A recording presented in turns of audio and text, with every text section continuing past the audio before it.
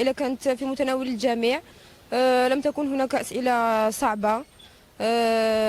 طرحوا علي سؤال: من هو قدوتك في زعما في الأساتذة؟ وذكرت اسم أستاذي سنوسي، ذكره الله على خير. أما هذا تاع الأستاذة كان حلم الوالد تاعي، ربي يرحمه، وإن شاء الله يتحقق ونولي أستاذة على جال بابا إن شاء الله.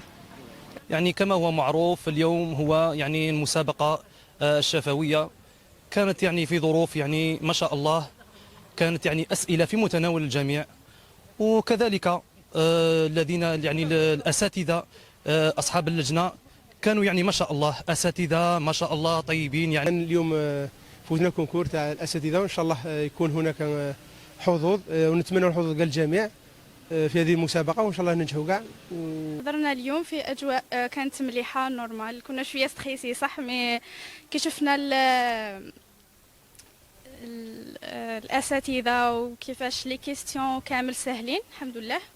حضوركم اليوم معنا ان شاء الله حنكون من الرابحين بخوا با، ان شاء الله ربي كامل اللي ينجحهم ويوفقهم ان شاء الله. السلام عليكم، معكم مترشح للمسابقة تاع التوظيف العموم فيما يخص أساتذة التعليم المتوسط. المسابقة فاتت بتنظيم محكم والحمد لله.